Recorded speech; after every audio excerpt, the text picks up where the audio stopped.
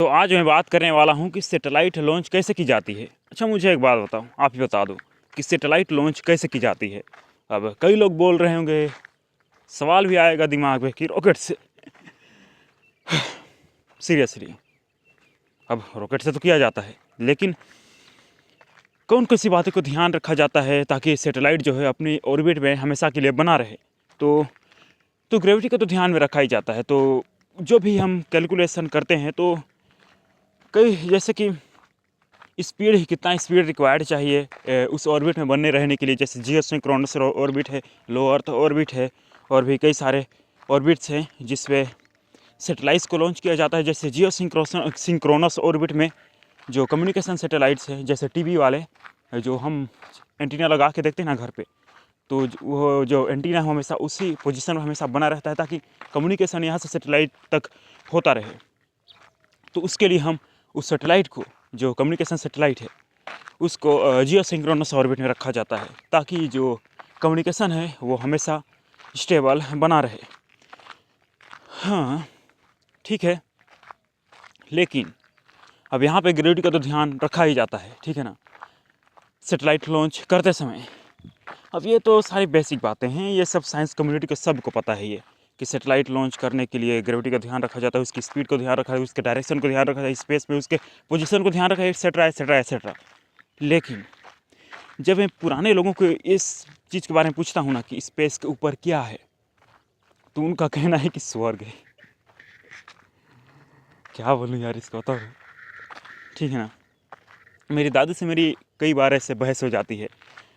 मैं उनको बोलता हूँ, वो अपना पर्सपेक्टिव से बोलते हैं, मैं साइंस के पर्सपेक्टिव से बोलता हूँ उनका वो वाले पर्सपेक्टिव से। जैसे पुराने लोगों का रहता है ना कि ईश्वर की लीला के सामने कुछ भी नहीं है, उनका ये कहना। जैसे स्पेस के ऊपर जब भी मैं बात करता हूँ उन्हें कि प्लैनेट्स वगैरह हैं, एस्टेरॉयड वगैरह, ये कुछ समझ में नहीं आता उनको।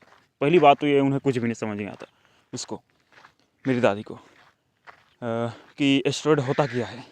स्पेस पे पत्थर, वैसे बोल देता हूँ मैं कि तो बोलते हैं हाँ तू बहुत जानता है, पत्थर है स्पेस में। कोई बोलते हैं, क्या बोलती है पता है, भगवान की लीला के सामने कुछ भी नहीं है वो। कि ते कौन देखा है जा कर के ऊपर, ऐसे बोलते हैं। आसमान के ऊपर कौन गया है आज तक कि उन सबको देखेंगे। मतलब क्या बोलूँ यार।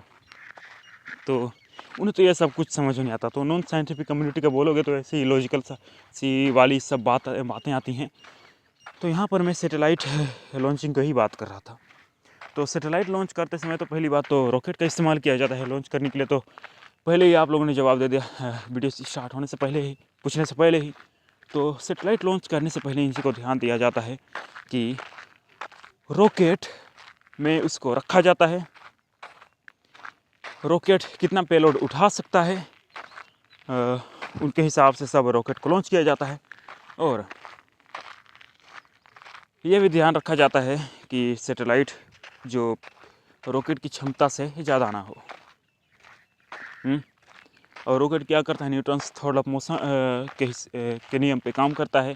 पहली बात यूनिवर्स में, पहली बात तो मैं ये कहना चाहता हूँ, कोई भी हम बात करते हैं ना कि इस नियम पे काम करता है, उस नियम पे काम करता है। मेरा यहाँ पर कहना है, यदि मैं चल भी रहा हूँ, मेरा वेट यदि इस धरती ने उठाया है, तो सारे नियमों से एक साथ काम कर रहा है ये चलना।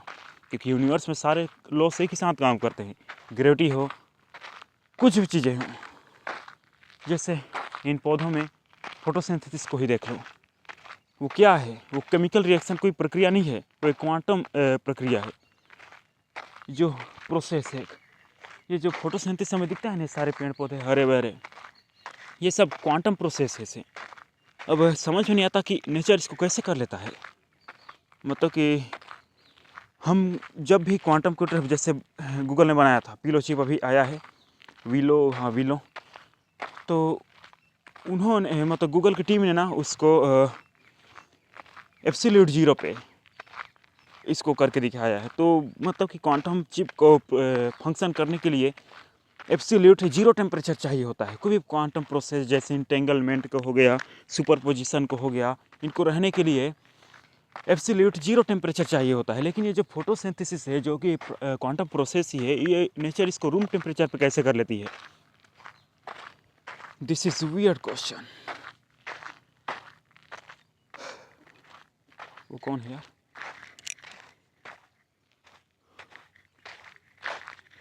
चलो इसको दूसरे दिन बात करेंगे।